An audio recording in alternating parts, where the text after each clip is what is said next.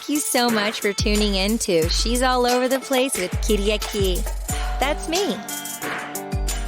Hello. Welcome to She's All Over the Place. Today, I am going bonkers over here. My friend Clinton H. Wallace is on, and I'm just going over his bio. I'm like, wait a minute, I know this person. I'm like, holy camoles. Seriously, Clinton is recognized worldwide. He's a celebrity photographer, and he covers prestigious events. For example, the Oscars, the Cannes Film Festival, MTV Movie Awards, Billboard Awards, Music Awards, SAG Awards, Grammy Awards, the Emmys. If there's any award, he covers it.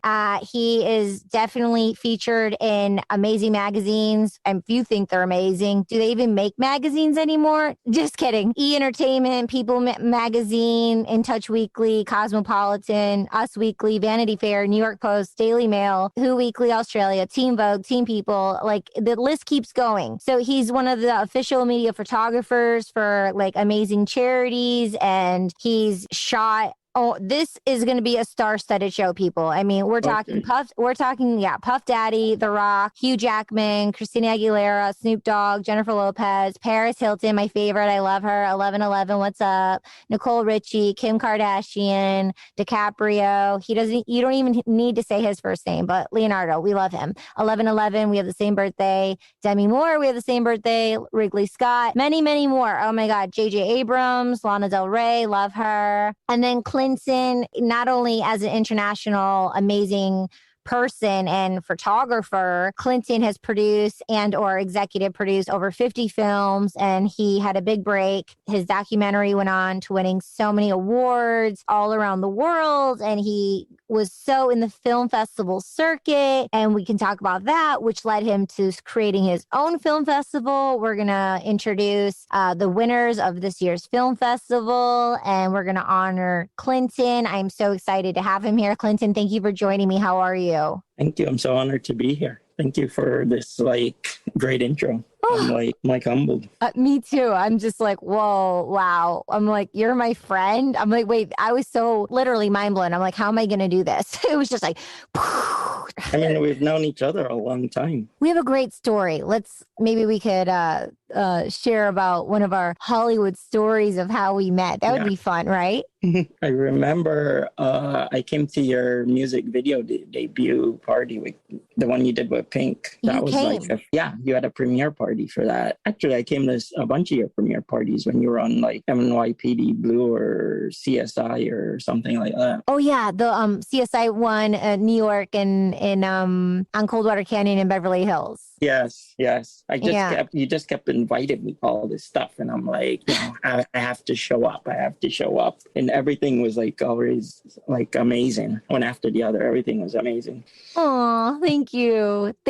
And that's what I love to do. I'm just like, come, just come. I love people. You know, I'm a people person. Actually, I remember the AFI event you invited me to with Werner Herzog, the protocol bad lieutenant. At the Chateau? No, this was at the TLC. It was a big premiere. Like I think Nicolas Cage and like all these people. It was great. You're so sweet. Yeah, you're amazing. Thank you. You've always really, been good to me. Yeah, of course. My pleasure. I mean, you're so sincere and beautiful. Like when anyone sees you in person, your energy is it's like a blue ocean. It's so flow. You just flow. You have this energy about you. It's very light and pure. And so speaking of your roots, where do you stem from? Where are you from, Clinton Wallace? It's a long story. My mom, my dad, they're all from the Caribbean. My mom from Middle Eastern and German descent, and my dad from Scottish and Jamaican descent. Mm-hmm. And I grew up in New Jersey. For some reason, everyone ends up in New Jersey, and I'm no exception. Got it. So, after that, I went to school in New York at New York University, and I studied communication, studying to be a journalist, working in media. So I did their media studies program. And if you're at NYU, somehow you're going to end up into filmmaking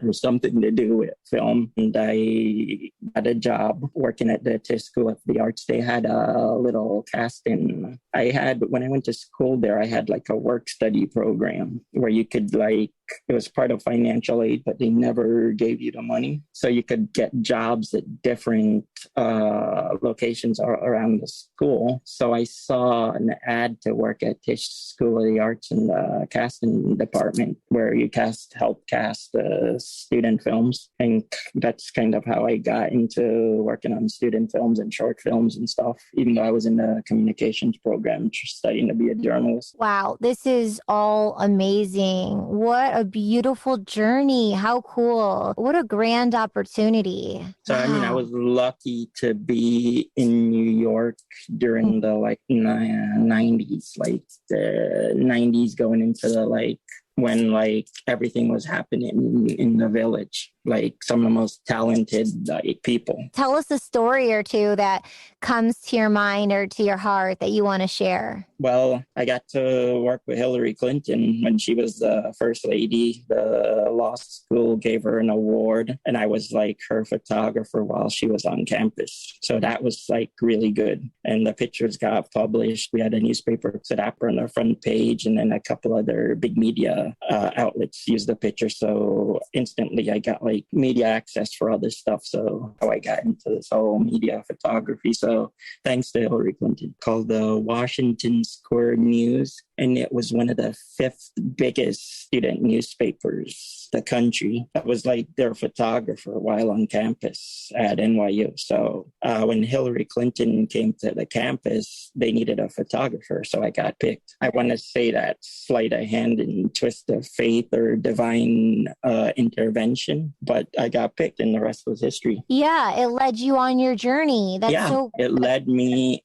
on a journey. It was total metaphysical experience. Wow. I mean, your family must have been so proud of you. How was it for you during that time? It was very euphoric. I shared that with everyone. Family, everyone was a part of it. I had a huge student body that was very supportive of me during those days. So it was good. Oh, I would love to see some of those photos, some of your earlier photos. I still have them all. Can't wait to see them. And then we were talking earlier about NFTs and stuff. So that would be really cool for you to. I'm really fascinated by what you were telling me about the whole NFT technology and how you can make the photos unique and assign them codes to individual people, Yeah.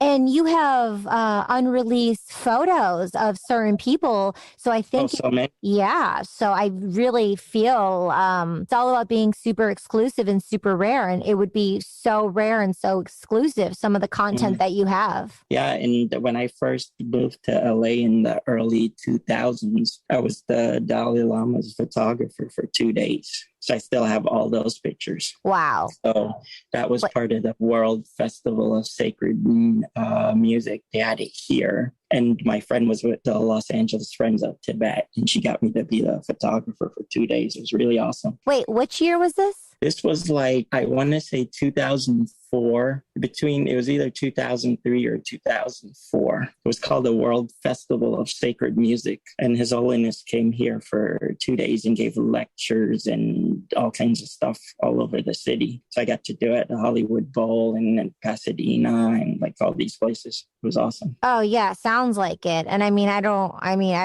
paying it forward to the NFTs. Having those that's what I'm saying. Because these were pictures that was used. I was with a photo agency at that time called Globe Photos. So they were syndicating all the pictures everywhere. And they just recently closed. So I literally got access to all my archives back. So I'm just looking at everything with total fascination. I want to publish books and all kinds of stuff. So it was really, really inspiring when you were telling me about the NFT.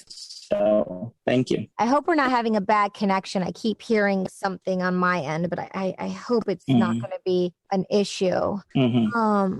Yeah, but there are so many things we can talk about. Yeah.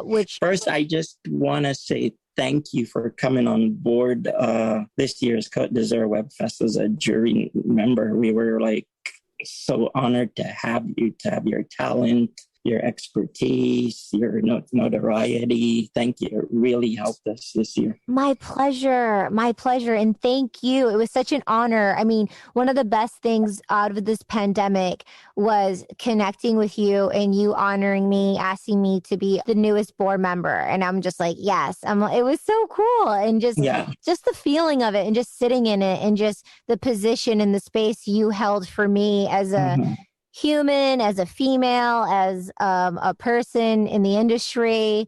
Thank you. Thank you so much. And it feels really good. You're welcome. I'm really thrilled to make plans and create with you. And so. And today we announced the winners. We just announced all of our winners and we sent out a press release and everything. I'd like to read it off. So we gave her TV Icon Award to Lydia Cornell. She was on Too Close for Comfort and she's a really amazing actress. She's really, set the bar for TV actresses. For the best comedy, we gave that to Sheila the Charm web series, How to Be a Successful Actress. And it was directed by Sergio Spina. And the Best Actress Award went to Danielle Di Donato from Brazil. And she also won the Best Producer Award. And for a documentary, we gave that to Fried Klein and French director Benoit Rigord. So we got that for Best Director and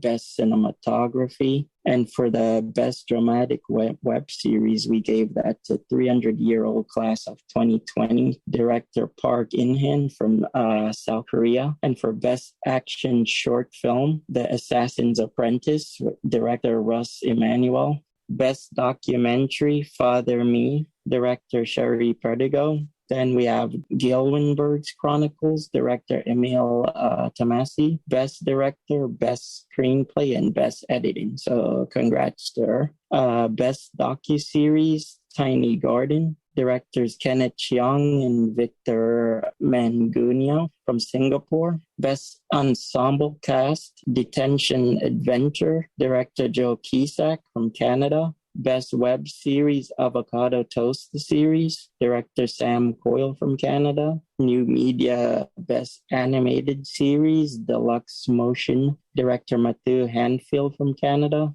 And we have digital series Dominoes 2, director Zoe Pelchat-Roulet. So for that, the best actor went to Emil Schneider. Then we have best writing also. And comedy couples therapy, director Katie Shanakis. Does anybody know her?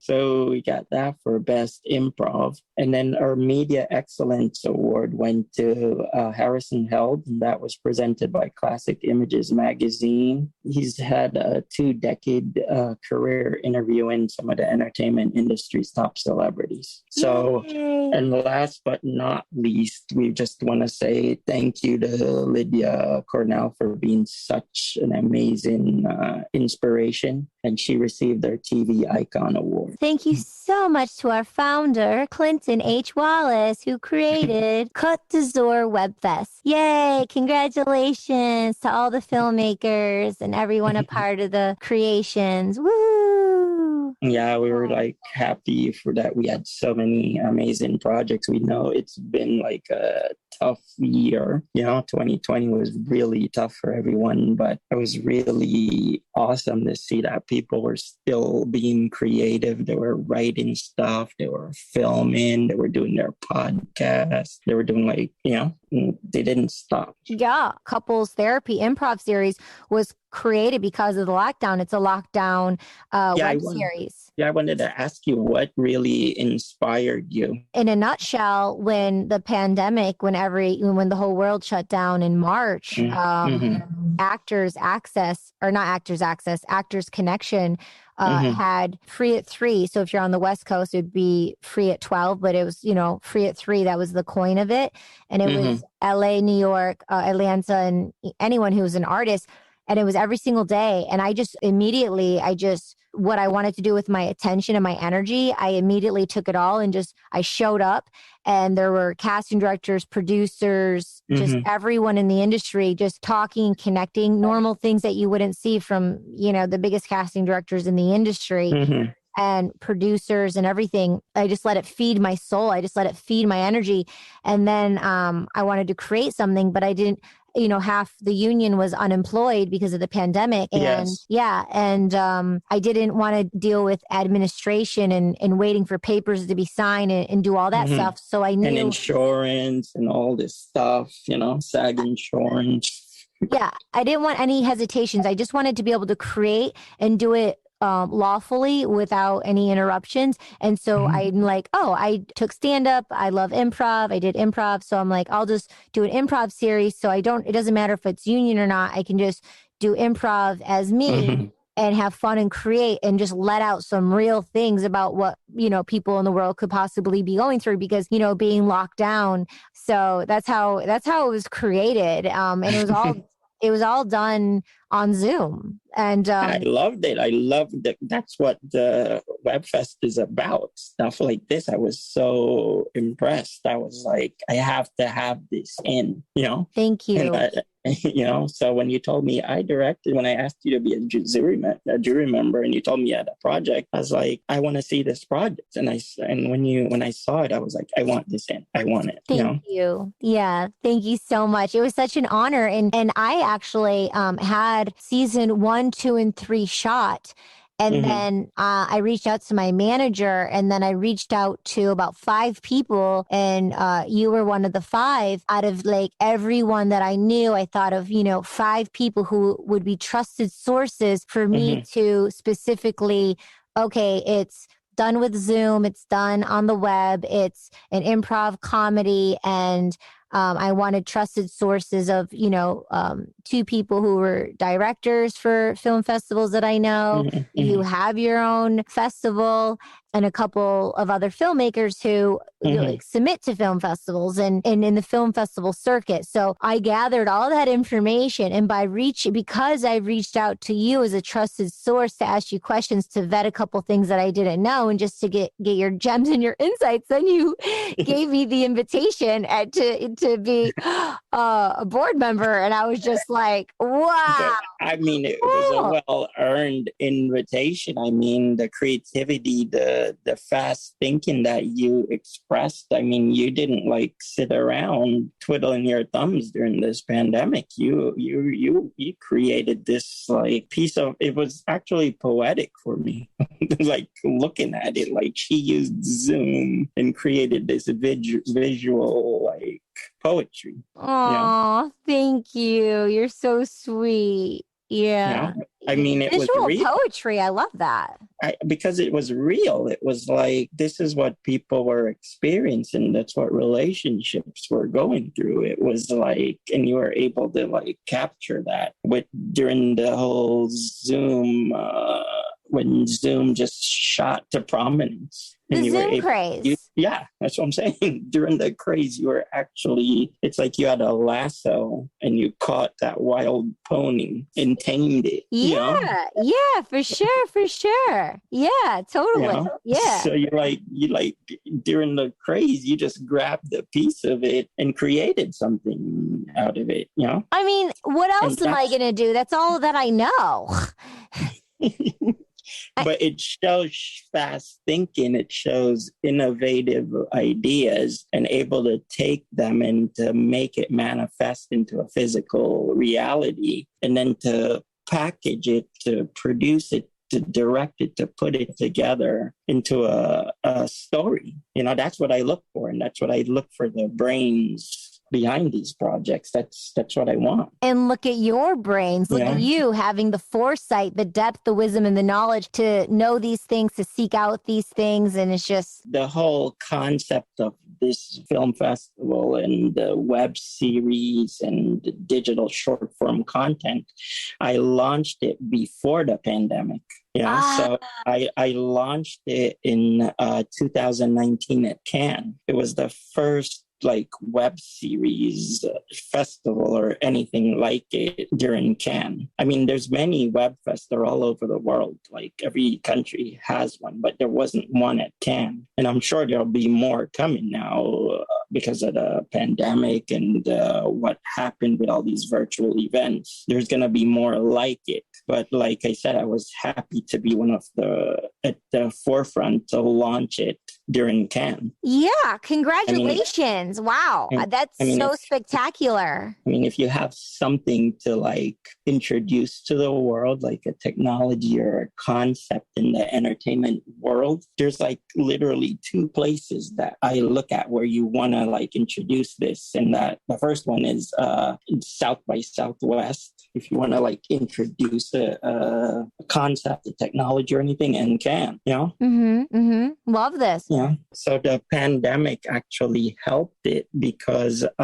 everything went virtual. People could like sit at home and share. So that's what I'm saying. Like your project, your web series was like the Côte d'Azur WebFest was a perfect home for your web series. Truly. So, you know, I'm just so happy that you called me that day, you know. Oh, thank you. Thank you. Thank you so much. You're brilliant. What a genius. Oh my God. I'm just like, oh my God, like you started this before the pandemic. You were just like on the curve and like into digital. And a lot of people was like, what's that? What are you doing? There's so many web fests. This is just another one. But I was like, you know what? There's not one at Cannes.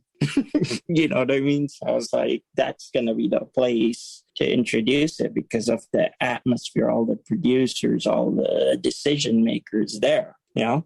Yeah. So I was able to meet a lot of people. I met my webmaster there. I met some investors that believed in it. I met some publicists that helped me launch it. And, it's worked out. Love it. Love it. I'm excited for us to be there together. And it's going to be great. Oh, of course. And then my friend has a web series. Actually, she was a winner in 2019 for her web series, Who Are You Wearing? Director Jane Linter. And now she's planning to do it in Paris Fashion Week. So we're really excited about that. And you and I, we've been talking about Paris Fashion Week. So this could actually be a great concept for you to be a part of. Oh, yeah, I would love to. I think it sounds great. And I hope, with the world circumstances, it won't be an issue. I was already looking up tickets to go. I'm like, I'm ready. Yeah, it'll be great. I haven't been to Paris in a while. Paris Fashion Week. It's like, I don't know why I haven't been going every single season, but well, we know why, the pandemic, Well, before then I wasn't going, even though like I could have gone, but I'm going to miss up for some lost time. But I guess everything happens how it's supposed to be happening. Yeah, I've been going to New York Fashion Week since I was a teenager. And I mean, Paris. I remember those Bryant Park days. Yeah. The good old days. Yeah. Oh, wait. Speaking of good old days and stories, well, congratulations on everything. And thank you for sharing and honoring all the people. It's really great. Oh, I want to hear some, maybe a Bryant Park. Who are you shooting, or what's a fun show you went to? Some cool Bryant Park stories. I mean, my was Rockin' Republic. Did you ever go to any of the Rockin' Republic shows? In LA, not New York. Yeah, my friend Michael Ball was the founder, and he always had like the best celebrities, the best, trendiest people, Yeah. And, the Bryant Park always had like tons and tons and tons of shows. And my most memorable was Rockin' Republic because I was so proud of him because he began as a LA brand, and no one ever really took like LA brands like really seriously. Remember during the Smashbox days? Of course. I mean, it was always a joke. But Rockin' Republic was the one that do you remember Rockin' Republic? Of course. Yeah. I mean, I wasn't in the show in LA, but I definitely went to a couple of the shows for sure. Yeah. Very cool vibes, like rock and roll, like you said, like young, hot, trendy. That's cool. Yeah. I like how like Dior comes to LA. I like Saint Laurent and all of them coming to LA. And those are really special and unique on the beach, those shows. Yeah, Bryant Park. But I mean, when it moved, I kind of wish it would have stayed in Bryant Park. You know what I mean? I just loved Bryant Park. Yeah. Yeah, well, the only thing that is consistent is change, right? I know you have to like adapt or die. Yeah.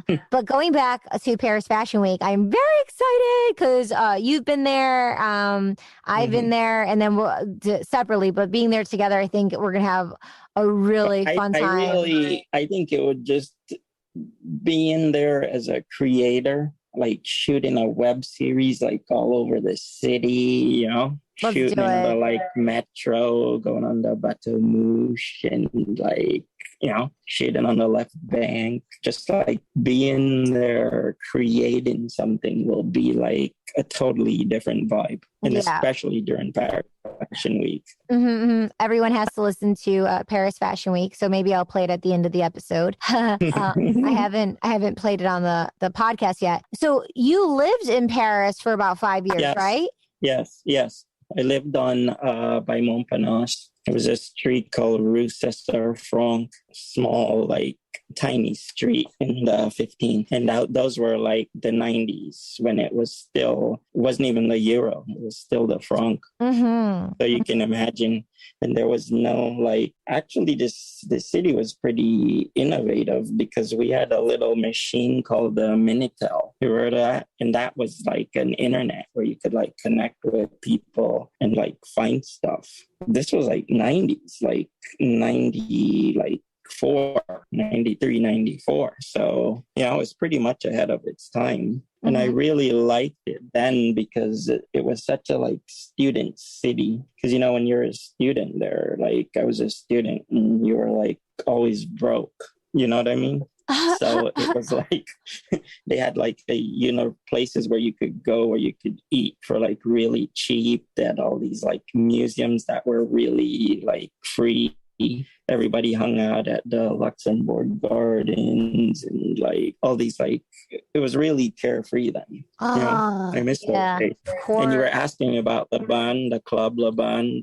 That was like really awesome. That was like one of the toughest places to get in unless you were like friends with like celebrities and supermodels and stuff, you know? It's where I met one of my really good friends. Her name's Telly Mack. She's from the Congo. Grew up in Paris, and she's a singer. She's in Bali right now, actually, but you have to meet her. She's amazing. We met there and we just became such great friends ever since. And we've traveled different places together. So I'm just fantasizing. So I really hope we're able to go this season. It'll be great. When you go back to Paris, one place you're really looking forward to seeing and experiencing? Well, actually, to be honest, I've never been to Claude Monet's garden in Giverny. So that's going to be the first place I go. I've never, the whole time I've been living there and stuff, I've been to Versailles, I've been to Fontainebleau and, been to the Brittany coast, and I've never been to Giverny. Oh, okay. We have to go. So that's, when you have like something that missed you. Yeah. And it always eats at you. Yeah. That's one place. Okay. I feel you. I haven't been there. So I hope we can go together. That would be epic beyond. Very cool. Very cool. And then when did you start your photography company? Oh, I started that in Spain in 1993. That's why it's called Photo Mundo. I started I was going to University of Granada in Spain, and I started it taking pictures of tourists at the Alhambra. Alhambra is like very famous, and tourists, they come from like all over the world, and they have these beautiful Moorish gardens. So I would take pictures of the tourists and stuff. And they're like, what's the name of your company? I was like, Photo Moon. And that's how I got the name. I mean, I just feel like you're a genius. I mean, everything you do, you just do in that like quality 1%. Like you just make great choices. You're a person who just makes great choices and has a bunch of lucky stars around you because... Well, I mean, I would when I got out of high school, I became like a nomad. So I would travel, I would go all these places because I wanted to like unlearn everything I've learned in high school.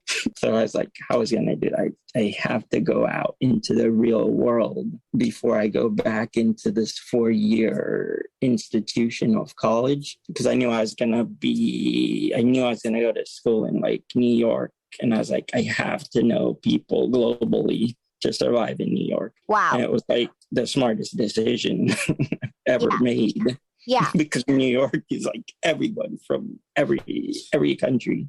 And how young were you when you made that choice? I want to say like 18 or 19. Yeah. Oh, gosh. I love that. Well, I read a lot of, there's a writer called Joseph Campbell. Love. And he wrote a book called The Power of Myth and the Hero with 1,000 Faces. So those books were kind of like what inspired me to make those decisions. Okay, I need to read those books. I've heard of many times The Hero's Journey. Yes. He writes all those books. So I was lucky. I had a high school teacher named Mr. Beaver that introduced me to his work. Well, I have a lot of teens who listen to this show, so I'm gonna get those from my niece and nephew. I need them to read that book. I mean, they're like brilliant books because they inspired like George Lucas to make Star Wars, and like all of his work were inspired by this guy. How did you know that? I had a teacher named Mr. Beaver that was really big into like ancient Rome, and I was like really big into Roman history and all the tribes and Caesar going into Gaul and subduing the tribes. So we would just sit for hours and talk about like the Roman Empire. And I became friends with this teacher. So he started introducing me to like books and authors, and that's how it began. Oh, I love it. And this guy, Mr. Beaver, the way we became friends is like he was in the Hells Angels, the motorcycle gang, and he was in the Israel 6-Day War and all kinds of stuff. So one day he brought 2 Israeli soldiers to our class to like talk to us. And I was like, holy gosh, my teacher was like a commando and like this like awesome guy. So we became friends. All the kids would like rush out of class when the bell rang, and I would stay and like talk to him, and we became friends. Oh, that's so cool. Yeah. What a beautiful story. Thanks for sharing. So that's how I got into like these books and authors, just because I took the time to get to know one of my teachers. Oh, that's how sweet. Love that. Thank you for sharing. How cool. Yeah. I mean, one teacher can be an inspiration. Yes, just one.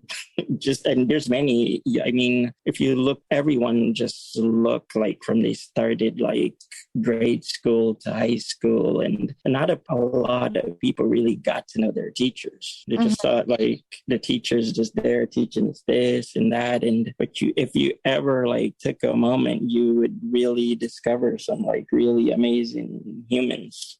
Some of them are botanists, some of them are archaeologists, some of them are writers, some of them are like chefs, and these humans that are educating us for the next level. Yeah, definitely. And which school was that with you and Mr. Beaver? Which school? I went to Morristown High School in Morristown, New Jersey. Morristown. Seems like a good community. It's actually the town that won the Revolutionary War. Like George Washington, like defeated like the British Army and like got America to become like free. It all started in that town. Wow. So there's all kinds of monuments where George Washington slept, where Marquis de Lafayette lived and visited, on all the like little camping grounds where all the soldiers slept and stuff. So it was a pretty cool, inspiring town. You're like walking in history. Who were the first settlers there? I don't know. The first European settlers, you mean, or Indians, or Native Americans? The first settlers there were Native Americans, like I want to say the Lenni Lap tribe. I'm sure I'm saying it wrong. The Lenni Lap tribe, and it was maybe like 20 different tribes in that area until the Dutch came, and the whole area was called New Sweden. So the whole area going to like where I went to school all the way to New York, and was called New Sweden, and then they changed the name to New Amsterdam, and then the English and the Dutch went to war, and the English won, so they got that whole area and they changed the name from New Amsterdam to New York. And my area got changed to New Jersey. I'm sure that there's history experts out there that will like clean up what I've just said. So that can answer. Yeah, I love it. Thank you for sharing. It's so important. And I remember one time when I was in New York City, I was with someone, I don't remember, but I was able to see, I think it was in Gloss Studios, and I was able to see the original blueprints of Manhattan, and it was called New Amsterdam. Yeah, it was a Dutch colony.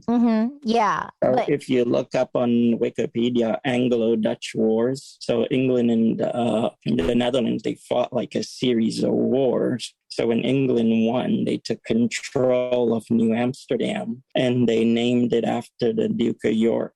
So that's how it got the name New York. And New Jersey was named after the island of Jersey. So it got the name New Jersey. But if the Dutch had won that war, the area would still be called New Amsterdam. That's why like Greenwich Village and Harlem and like all those places, the entire city has Dutch architecture. Yeah, I love Amsterdam. Oh, I love it so much. Actually, after Paris Fashion Week, my girlfriend and I, we took a train to Amsterdam, and I had a friend there who lived right on the water, and I was able to stay at my friend's place. He was actually in London on a job, so he wasn't even there, but his office was right across the street. And we just went and got the key, and it was everything was just so wireless. And he's a producer. I met him on a job that he booked me on years ago, and we just stayed in touch and remained friends. And yeah, he's very, very sweet guy named Tony. I really, when I went to Amsterdam, you can ask my friend who I was with, my friend Mary. When I was in Amsterdam after Paris Fashion Week, I wasn't going back. I wasn't returning. And my girlfriend, she had to I was so set on staying in Amsterdam. Well, it's a great city. It's so pedestrian friendly. You just get a bike and just ride all day. I would ride the whole countryside. Yeah. When you go outside of Amsterdam, there's these small areas. One of my favorites was Volendam, a little fishing village. And I would ride my bike out the city, along the canals and stuff. It's a great city. Canal. It was his front yard was a canal. Everyone's front yard.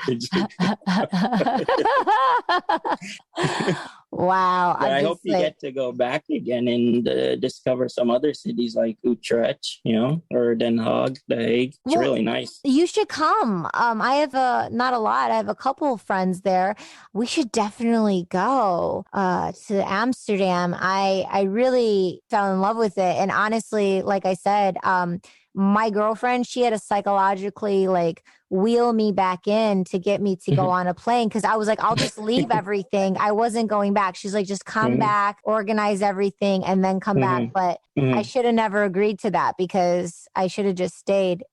Well, it's a great city. I kind of wish I could have seen it during the pandemic when it was empty. Because it's always crowded, especially in the summer, thousands and thousands of people, everywhere. So I kind of wanted to see what it looked like during the pandemic. It was probably so eerie, see the streets empty and you could explore on your own, Yeah, I was feeling, it's nothing like Amsterdam or Paris, but I was feeling that way for New York as well. Just on the TV, seeing New York City, I'm like, oh, those streets are empty. And then and I'm like, oh, okay, it's light, but it's not like it was. But yeah. I remember one year in New York, it was a huge snowstorm and the city became a ghost. It was a huge, and people were outside with their skis skiing in the middle of Fifth Avenue and stuff. Which crazy. year? I don't remember what year that was. It was a big snowstorm. It crippled the city, and people were actually out. People came out, and they had skis and snowboards and everything in the middle of the streets on Fifth Avenue and Broadway, and it was crazy. And it was people were actually, because you know how people are in New York, they're just moving. They're gone. Hey, bye. But people are actually hanging out out with each other and like doing stuff, you know? Yeah. I remember one snowstorm. It might have been the same one you're talking about where just everything was closed down. Everything. Yeah, the whole city was like crippled. Was like and shut. yeah. I mean, I don't have to get into the details right now, but I was actually in New Jersey and it was everyone knew there was a huge snowstorm coming, and I was like in this castle all by myself, and like friends went off to India, like all the housekeepers, they went away to like Russia, like on their holiday, because it was going to be Christmas and then New Year's. I remember it was when Uber, I think, was still brand new.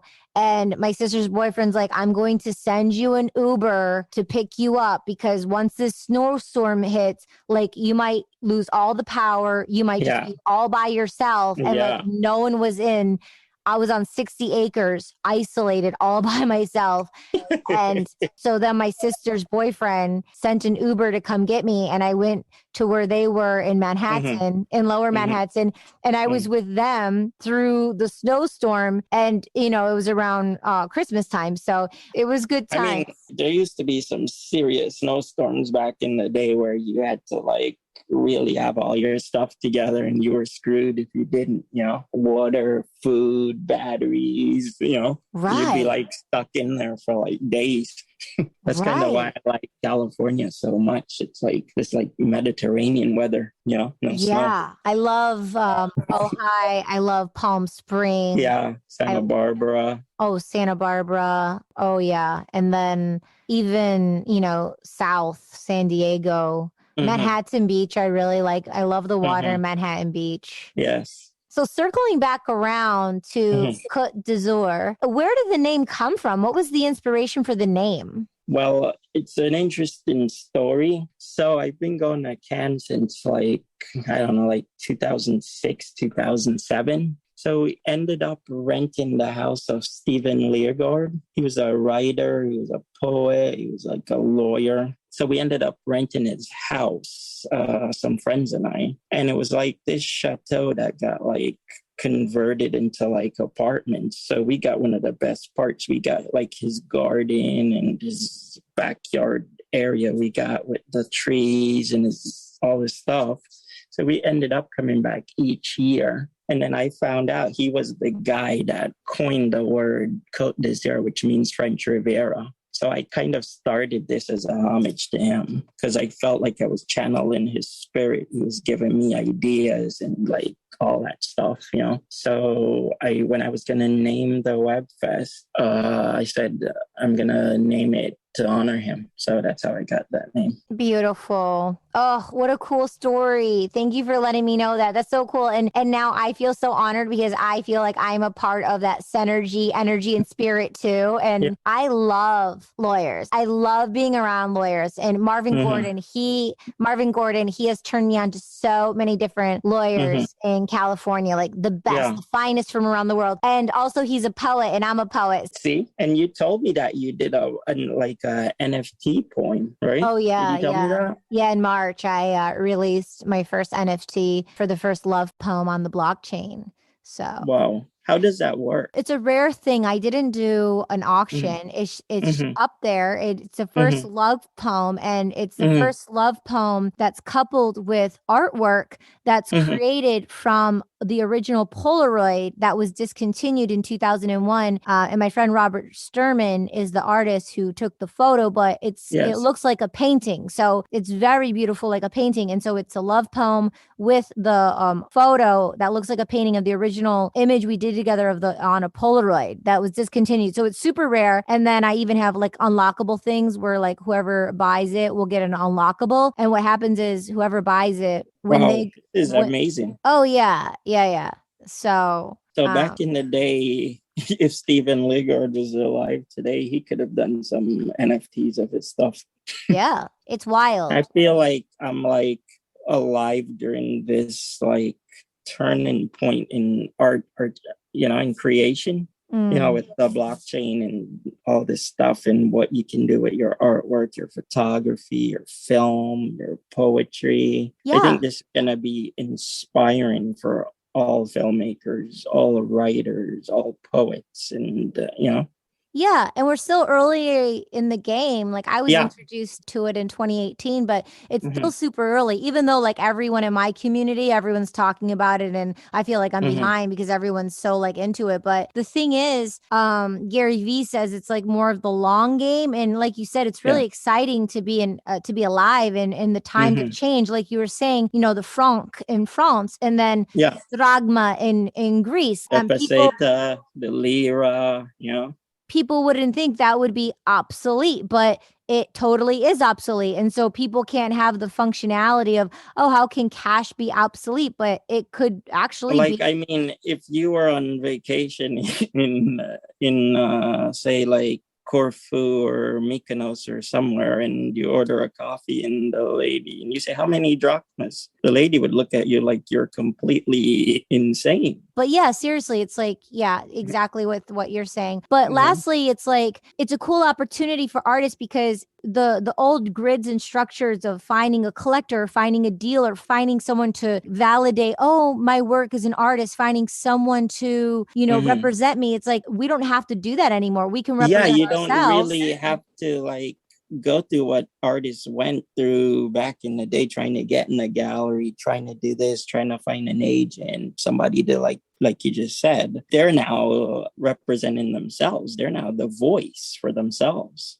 on a global scale. Yeah. And then when it sells and resells like art does, anything, then instead of someone else getting the 10%, every time it sells to someone, let's say, you know, then you, Clinton, get that 10%, not someone else, which is really exciting. So that's where it could be really great for artists in the long run, you know, not only for financial, for justice, for the value of the creation of being human in art, but also for the psychological aspect and the confidence of not feeling like your self-worth has to come from outside of you. Exactly. Yeah, you know? It can be from within. I mean, one of the biggest thing for an artist is like when someone buys their work, you know, when somebody like, I want to buy that, I want that, I want that. It's like, it just inspires them to create more, to feel like, oh, my work is worthy, you know? Yeah. Yeah, definitely. That's the beautiful part of creating.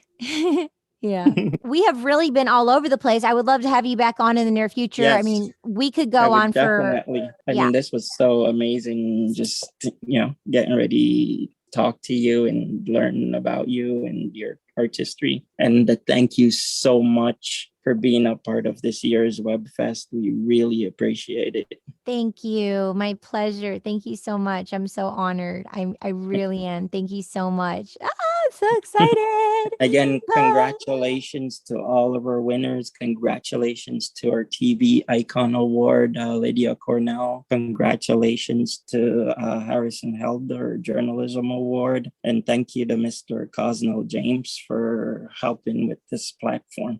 Yes, thank you. And thank you, KD Kyriaki Shanakis, for being a part of this year's event. My pleasure. What a beautiful closing. Yeah, definitely. Congratulations to all. And then people, when they want to submit, they can just go to filmfreeway.com to submit their projects. And then I'll have your social media links below so people can contact you and follow you directly. Okay, thank you. Cool. My pleasure. We have been all over the place and we will definitely have Clinton back on in the near future. And rock and roll. We'll see you next week. Thanks so much. Thank you. It was a pleasure. Mwah. A wild night at the circus.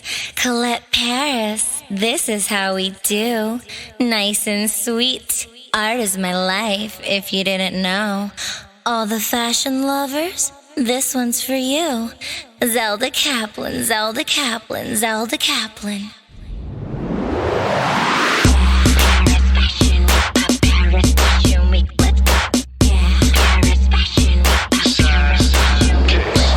Stepping on the scene, if you know what I mean. J-Lug and Horn, he'll make you scream. Started off with my BFF. Paris Fashion Week, we couldn't resist. Balmain, Chanel, they do exist. Dior, let's explore. This is my life, my life, my life. Breakfast with the VP, Chanel family. DJs are our life. We do it so right. Paris Fashion Week, Paris Fashion Week.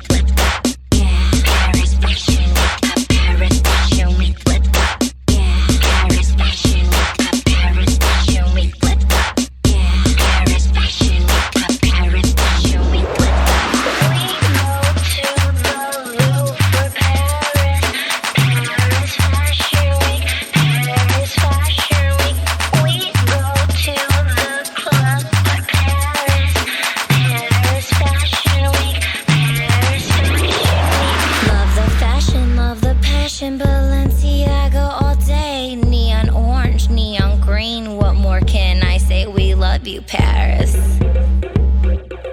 Paris Fashion Week.